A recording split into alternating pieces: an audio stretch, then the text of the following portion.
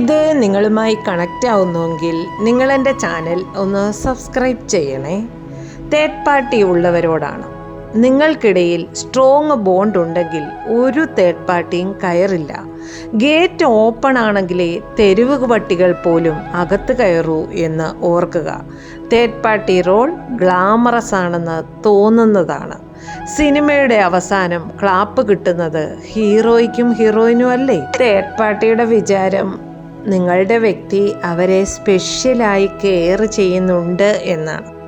Phone silent ആയാൽ tension, സീനില്ലെങ്കിൽ tension, എന്നെ ശരിക്കും ലവ് ചെയ്യുന്നുണ്ടോയെന്ന് ടെൻഷൻ. യൂണിവേഴ്സ് പറയുന്നത് കട്ടെടുത്ത് കിട്ടിയ മുതൽ എന്നും സെക്യൂർ ആകുമെന്ന് കരുതിയോ എന്നാണ്. ഒറിജിനൽ എന്നും ഒറിജിനലാണ്. ഡ്യൂപ്ലിക്കേറ്റിൻ്റെ വിലയേ ഉള്ളൂ.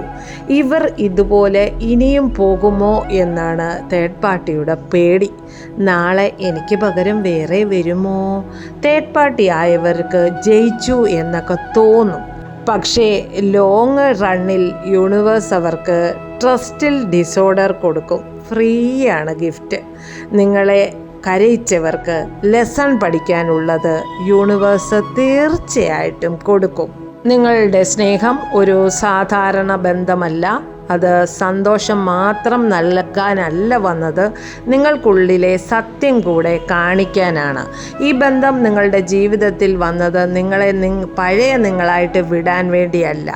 നിങ്ങൾക്ക് ഇത് പുനർജന്മം ആണ്, നഷ്ടമല്ല എന്ന് മനസ്സിലാക്കുക. ഇപ്പോൾ നിങ്ങൾ മൗനത്തിലാണെങ്കിൽ നിങ്ങൾ രണ്ടുപേരും നിങ്ങളുടെ ഉള്ളിലേക്ക് തിരിഞ്ഞു നോക്കുന്ന സമയമാണ്.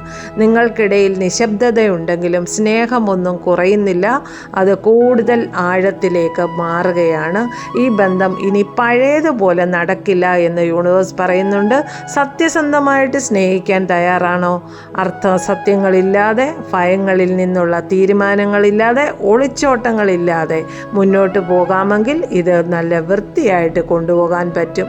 അധികം കൊടുക്കലും വേണ്ട, അധികം സഹിക്കലും വേണ്ട. സ്നേഹം സമാധാനമായിട്ട് ഒഴുകണം. നിങ്ങളുടെ കാത്തിരിപ്പൊക്കെ അവസാനിക്കും. ഈ ബന്ധം ഒന്നുകിൽ മുന്നോട്ട് പോകും, അല്ലെങ്കിൽ ശാന്തമായി വിട്ടുപോകും. എന്തായാലും നിങ്ങൾ ഇപ്പോൾ നിൽക്കുന്ന സ്ഥലം ഇനിയില്ല. ഈ ഒരു സ്നേഹം നിങ്ങൾക്ക് ഒരു കാർമിക് ലെസൺ കൊണ്ടുവന്ന കണക്ഷനാണ്. പഴയ പാറ്റേൺ എൻ്റെ ആയേ പറ്റത്തുള്ളൂ. ഇവിടെ ഡെത്ത് കാർഡ് വന്നത് അതുകൊണ്ടാണ്. ഇനി പുതിയ ഒരു പുനർജന്മമാണ് നിങ്ങൾക്കുള്ളത്. സത്യം അക്സെപ്റ്റ് ചെയ്യാതെ മുന്നോട്ട് പോകാൻ പറ്റില്ല. നിങ്ങൾക്ക് രണ്ടുപേർക്കും ട്രാൻസ്ഫോർമേഷൻ സംഭവിച്ച് പുതിയൊരു ബന്ധമായിട്ട് ഇനി നിങ്ങളുടെ സ്നേഹം മുന്നോട്ട് പോകൂ.